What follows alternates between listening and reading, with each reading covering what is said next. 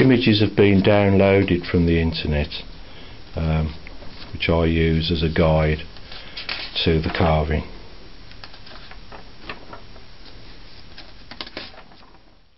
There is guidance on the internet that gives you the proportions of the human form, but what you tend to find is that it's actually driven more by the proportions of your material and the wood that you're starting with than anything else. Once an amount of scrap is cut off and you're beginning to cut front and back, it's very important that the pieces are well aligned, and I fit a dowel to hold them in position for that purpose. The time has come to make sure that the pieces of section go together nice and flat, so that there's the minimum of gap between the pieces as they are in their final clamped together position. That's a nail with its head chopped off, knocked into one piece of wood, ready to make a mark on the next piece when it's aligned. Here, the three pieces of wood that make up the body are aligned perfectly, with a nail knocked into one piece, and then the second piece pushed onto it to make a mark when it's perfectly aligned, ready for cutting a dowel. So remove the nail that marks the dowel position.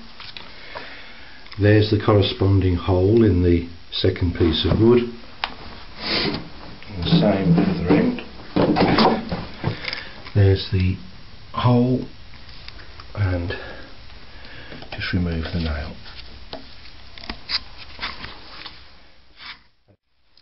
The 22mm wood bit and 22mm broom handle seems ideal for making the dowels to hold the body parts together. Because my wood is second hand, it does have a couple of holes in it and areas where effectively the carving is missing. There's a good example. I've made a piece of softwood to fill that ready, just so that I can see how things look in one piece.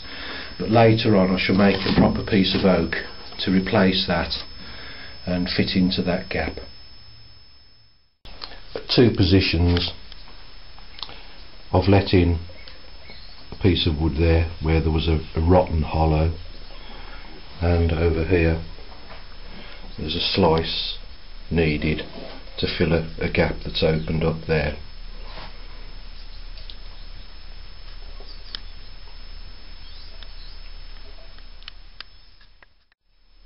It's quite surprising how thin and how little wood is left now on some of the pieces. There's a good example, that's the side. Quite a good profile from the front and the back, but the side profile is quite slim, but it doesn't really matter.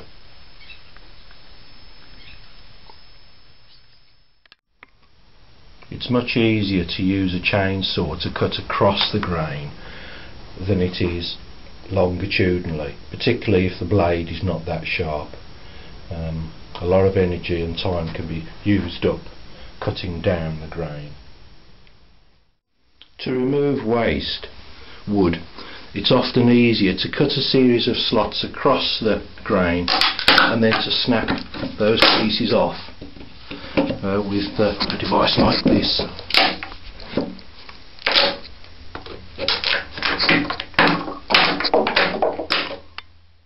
The pieces are put together for good alignment, and then marked out, an amount of sawing done, and then split apart and worked on to a point, put back together again to see how things are going. Here she is from behind, all 5 pieces of wood doweled together, ready for some shaping on the back.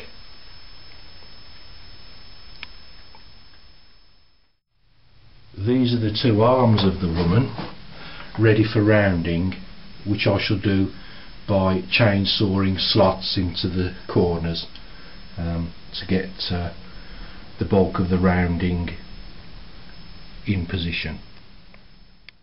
This is the rear of the carving, chainsawed, slotted to virtually what I think is likely to be the final shape, very close to being ready to just work on with a chisel.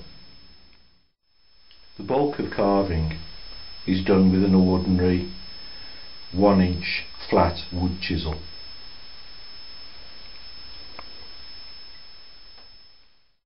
Oak is a very durable and hard wood, and it's readily available, which is why I use it. It does mean that when the woman goes outside, I don't need to put any treatment on. It can just be left to weather, just like farmers' gateposts do outside, and they don't treat those, of course. They just last for years.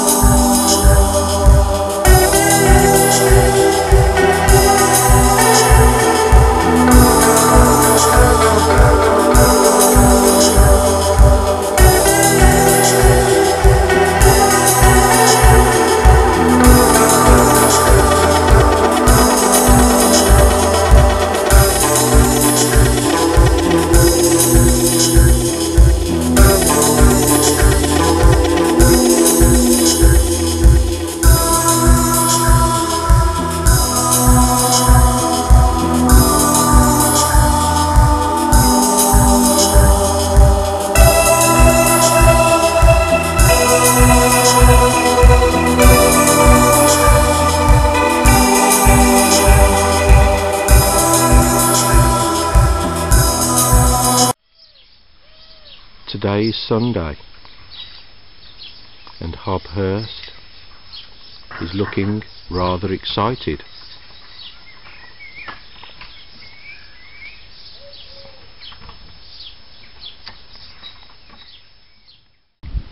This is that friend waiting to join him in the garden.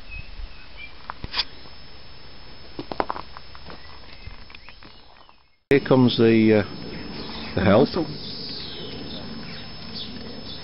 You realise that nobody will talk to you after they know you've been associated with this event, don't you? That's all right.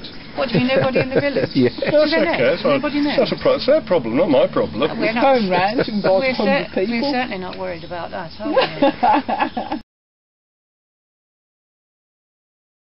Thinking it's leaning slightly to the left, it needs something under the left foot to bring the left foot up as well. Well, your grass is sloping, isn't it? That's what. Let me know when you've done it.